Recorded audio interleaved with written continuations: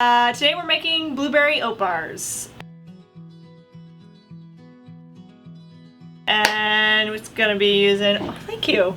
Oh my god, they're miraculously done. It uses our whole wheat pastry flour, uses whole grain oats.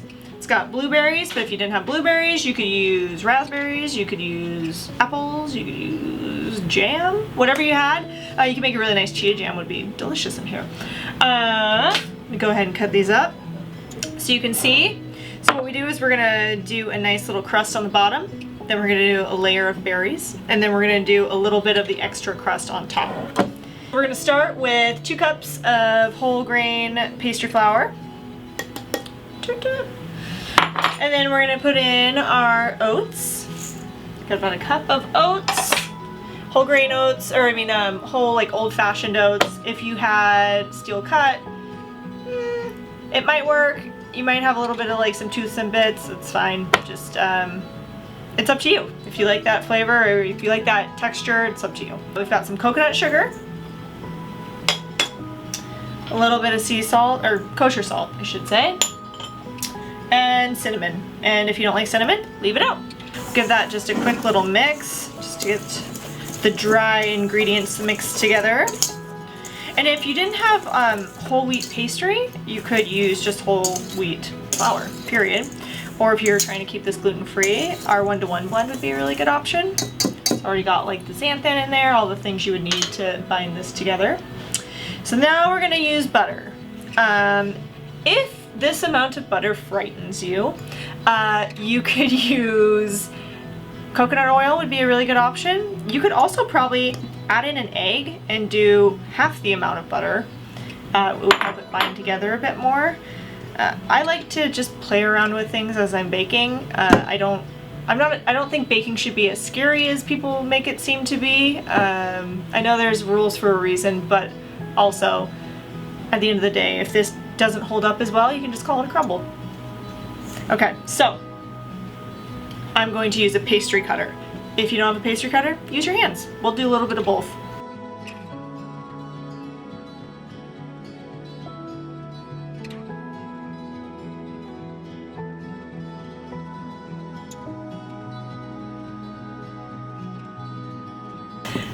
So rub the butter in with the flour, and as you can see, it's getting to be a little clumpy now. That's what we're looking for. It's not, this dough's not gonna come together like a cookie dough or even like the Scottish oat cakes. It's gonna look almost like powder with little bits of clumped up dough. And that's fine, because we're just gonna press it all together and it works perfectly. Okay, I call that good. I use frozen blueberries because frozen blueberries are picked when they're at peak freshness, which means they're really sweet and delicious. And you don't have to pay an arm and a leg for them.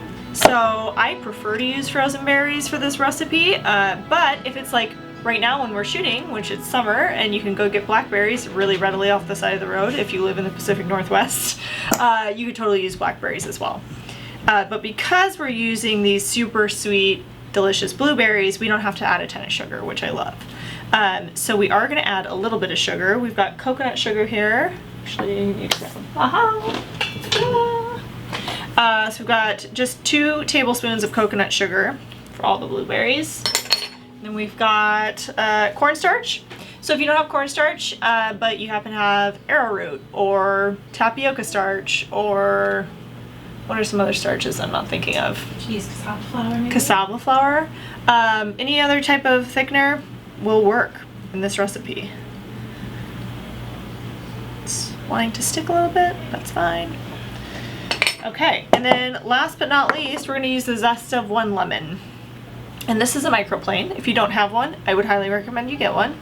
It's a really great tool for grating cheese, like getting those really delicious curls of Parmesan on top of salads, and for zesting fruit.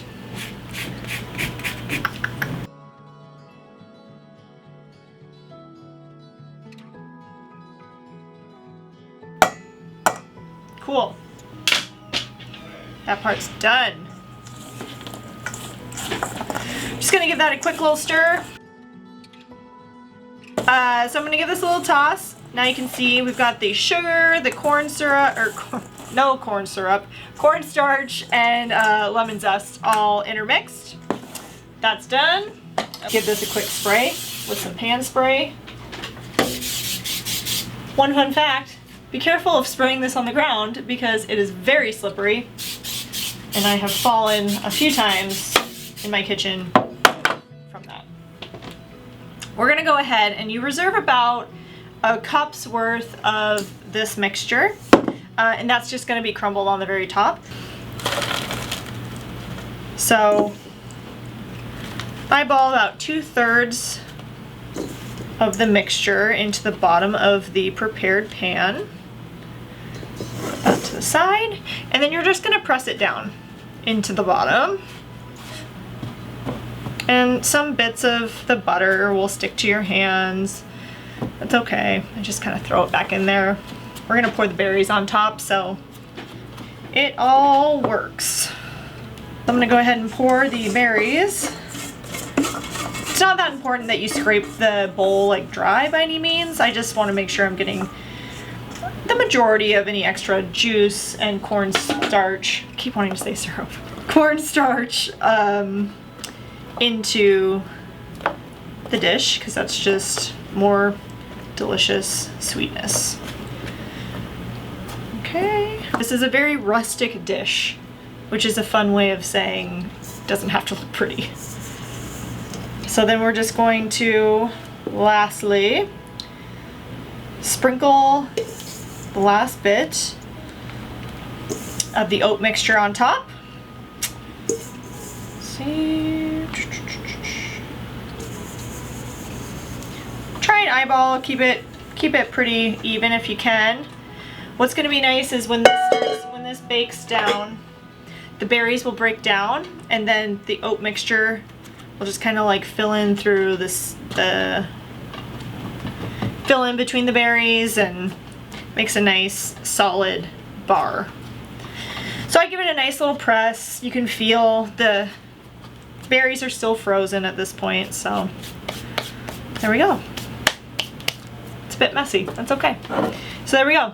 Those are our blueberry oat bars, and they're gonna go in an oven at 375 for about 40 minutes.